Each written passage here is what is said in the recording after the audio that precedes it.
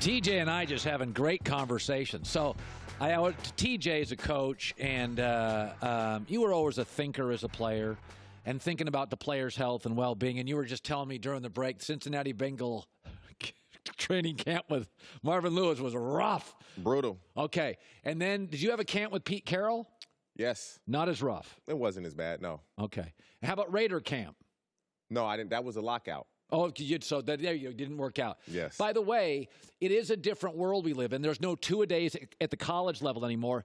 When you look at, there's a lot of pushback. I'm hearing this from coaches now. College coaches are like, guys don't want to play bowl games. We can't hit anymore. As a former player, how much did hard practices during camp or week translate to better Sundays? It doesn't. You just need to be in shape and understand the offense and or the defense. Period. I used to tell Marvin Lewis this. We used to get in. Why do you guys go double days in camp? I used to ask Marvin, because by the third day you get out the bed, you cannot walk. And you're like, how am I going to run? I can barely walk. And he says, well, we need to build tough guys. I said, Marvin, let me just explain this to you. If a guy's a punk going into training camp, he's going to be a punk coming out of camp. He's figured out a way to get through it for 20-something years. He's figured out a way to get by and skate by. These 20-whatever days we're doing in camp is not going to make him a tough guy. He's going to figure out how to skate by like he's done his whole life. Training camp is not going to make you tough. No, that's good. You are kind of what you are by the time you get to the NFL. You're pretty much what you are, and you'll fake an injury, you'll act like you're hurt, but you're going to get through camp if you're that good of a guy. And if you're tough coming into camp, you're going to be tough coming out. And we would always have these type of discussions. The guys that I play with are watching this. They know.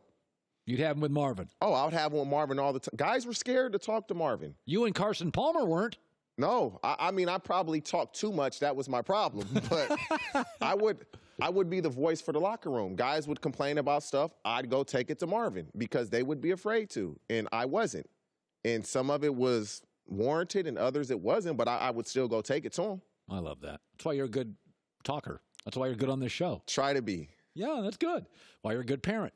So I said, I'm always concerned, and this is almost a dad conversation. I said earlier today, one of the reasons young child actors in Hollywood often have horrible adult lives because they skip steps. Mm-hmm. Go play with your kids. Go play with your brother. Go play in the pool. Go play in the lake.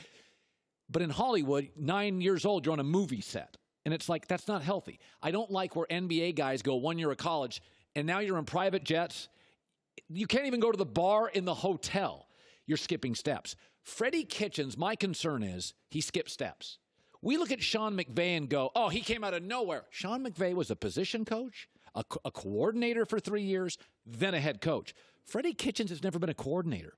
Would you be concerned you go from a position coach mostly for 11 years in Arizona, the Browns hire you as a running back coach, and then 9 months later, you're the head coach of a young, highly dramatic team? Would that concern you? It would concern me, but when you look at it, when they fired Hugh, he was the de facto offensive coordinator in charge of the offense. He did very well. They did well on offense. The only thing that is going to worry me is if they don't play well early on, your best players, and they're pretty much all on offense, it's going to be a problem. You have to, every coach and every team, they script plays, and you're going to go over it Saturday night. So the first 5 to 7 plays, you'll know exactly what they are. Hopefully you don't go 3 and out. You know the first, third and short, second and long, second and medium, whatever it may be. As long as the players, Odell Beckham, Jarvis Landry, and Njoku, the tight end, as long as they see in those first however many plays, I'm trying to get you the ball here. I'm trying to get you the ball here. That should be okay because they'll see the script and say, okay, he's trying to get me the ball. But if it doesn't work and they're not winning, it's going to be a problem, and it's going to say what you just said. He skipped steps. He's in over his head. That's going to be the narrative. Do players talk about that? I mean, have you ever been on a team where players are privately talking about doubt in the staff? All the time. Because the problem is there's a lot of players that really don't know the game, but there's some that really understand football, but the coaches think you don't know the game. And so when you try to come at them with what you feel is best, that's like an insult to them. Like, I know the game. Like, you put a lot of time in, coach, but I also know the game.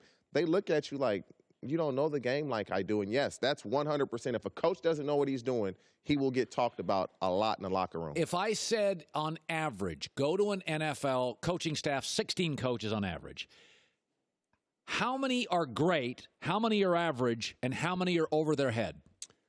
The great ones, I'd probably say it's a couple on each coaching staff. Great coaches. There's really good coaches. Average, more than 50%. And over their head, I would say probably 30%. Dang! Yeah, and the coaches, think about this. If you're a head coach, a buddy has given you a job, you have running back coach open. This guy's been a quarterback coach his whole career. Oh, only spot I have open is a running back position. So now he goes and coaches running backs. He'll teach you football, but what can he teach you about playing running back? He's been a quarterback coach his entire career. And so that's the divide. You have a coach as a position coach that will teach you the game of football, but he can't teach you your position and what to do and what not to do because he's foreign. It's foreign for him. He's heard other running back coaches do it, but he's never had to do it. So Aaron Rodgers, Jeff Saturday came out a year ago, maybe it was 6 months ago, and said Aaron would roll his eyes at Mike McCarthy's call. So twice in camp so far with a new coach, Matt LaFleur, he sort of rolled his eyes.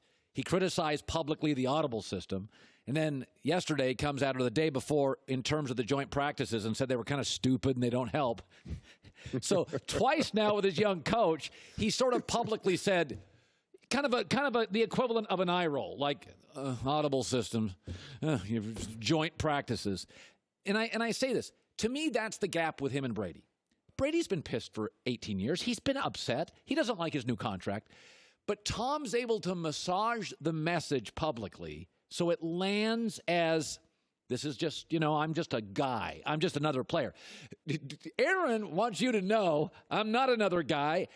And I do think the gap between Brady and Rodgers, there are some maturity and leadership advantages where I think Tom understands my words resonate through the building.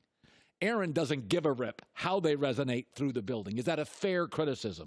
If you look at how they came into the league, Brady wasn't highly touted. Aaron Rodgers thought he should have been the first pick. They came into the league differently. And so Brady came in humble, had to earn his way. Aaron Rodgers sat behind Brett Favre. A little bitter. He was, and when he got that opportunity, he I told you guys I should have been that guy.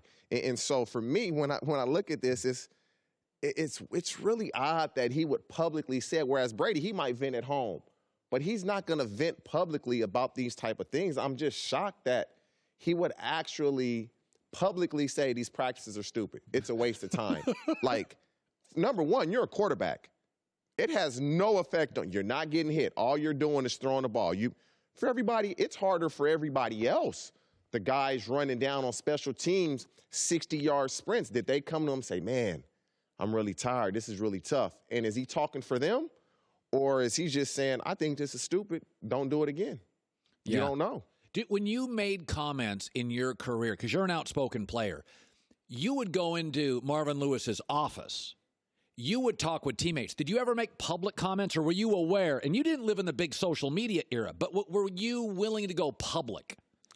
It just depends on what it was. But for the most part, I was a little politically correct at times, but sure. I always spoke my mind. But I would say it in the locker room. I would say it to the coaches, and that's not a good thing to do. And I tell guys this all the time.